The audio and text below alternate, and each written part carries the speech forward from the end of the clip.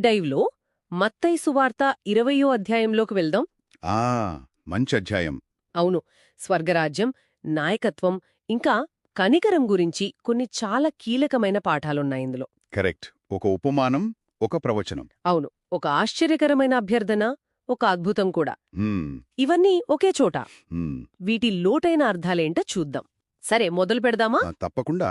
అంటే ఈ వేర్వేరు సంఘటనలన్నీ కలిసి ఒక పెద్ద సందేశాన్నిస్తున్నాయి కదా. అవును. మన రోజువారీ ఆలోచనలు, అంటే పనికి తగ్గ జీతం, అధికారం, ఇలాంటి వాటిని ఇది పూర్తిగా సవాల్ చేస్తోంది. నిజమే.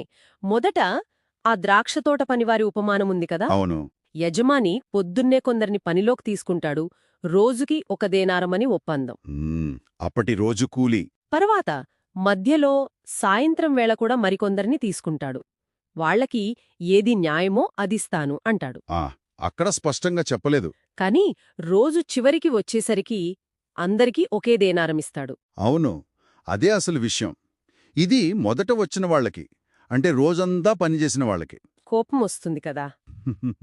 సహజమే. అవును. ఇది చూడండి, మానవ న్యాయానికి దేవుని ఉదారతకు మధ్య తేడాను చూపిస్తుంది. అంటే యజమాని మొదట చేసుకున్న ఒప్పందాన్నైతే మీరలేదు. నిజమే, ఒప్పుకున్నది ఇచ్చాడు. కాని తన దగ్గరున్న దాంతో ఉదారంగా ఉండటం అతని హక్కు. ఇక్కడ ఆసక్తికరమైన విషయం ఏంటంటే, ఇది మన మెరిట్ ఆలోచనను ప్రశ్నిస్తుంది. అంటే ఎక్కువ పని చేస్తే ఎక్కువ జీతం రావాలి అనేదాన్ని. అవును, దేవుని రాజ్యం మనం సంపాదించుకునేది కాదు, అది ఆయన కృప మీద ఆధారపడి ఉంటుంది అని చెప్పడం అన్నమాట. అందుకే ఆ మాట, కడపటివారు మొదటివారు, మొదటివారు కడపటివారు అని. మన లెక్కలకు అందని విషయం ఊహించినది కదా. వెళుతుంది. అవును. అక్కడ తన శిష్యులతో ఆయనకు జరగబోయే శ్రమలు, అవమానం, మరణం, ఇంకా 3వ రోజున తిరిగి లేవడం గురించి చాలా స్పష్టంగా చెప్పారు.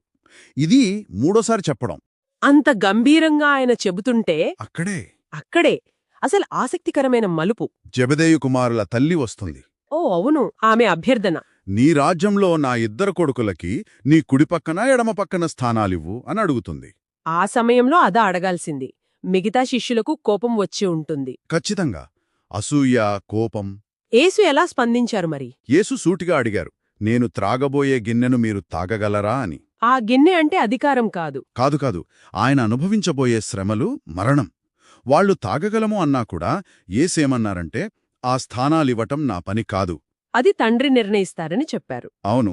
దీన్ని పెద్ద చిత్రంతో ముడిపెడితే లోకనాయకులెలా ఉంటారు? అధికారం చూపిస్తారు. అవును.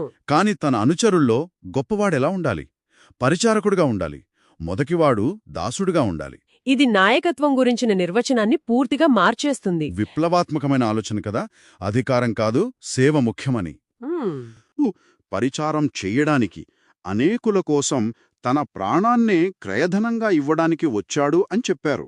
ఆ క్రయధనమంటే విమోచన వెలలాంటిదా? అవును, పాపుల్ని విడిపించడానికి చెల్లించే మూల్యమన్నమాట. ఇప్పుడు మనం సర్వెంట్ లీడర్షిప్ అంటున్నాం, కానీ యేసు చెప్పిన దానిలో ఆ త్యాగం, ఆ లోతు చాలా ఎక్కువ. ఈ పాఠం తర్వాత అధ్యాయం చివర్లో యేసు కనికరం కనిపిస్తోంది కదా. అవును, ఎరికో నుండి బయల్దేరుతుండగా జరిగిన సంఘటన. దారి పక్కన 2 అంధులు. అవును, వాళ్లు కూర్చోనున్నారు. యేసు వెళ్తున్నారని తెలిసి గట్టిగా కేకలు వేస్తారు, ప్రభూ, దావీదు కుమారుడా, మమ్మల్ని కరుణించు అని. జనం వాళ్లని ఆపాలని చూసినా వాళ్లు ఆగలేదు. ఇంకా గట్టిగా అరిచారు.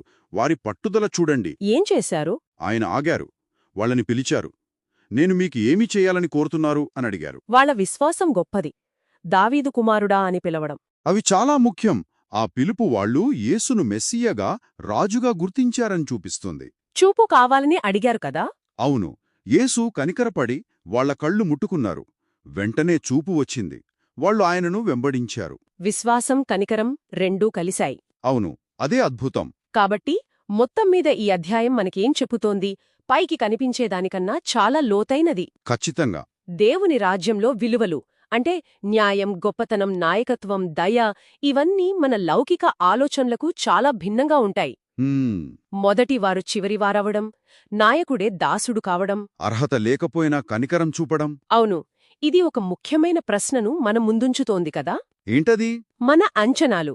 అంటే ఎక్కువ పనిచేస్తే ఎక్కువ రావాలి, అధికారం కోసం పోటీపడాలి, అర్హత ఉంటేనే సహాయం అందాలి, ఇలాంటివి.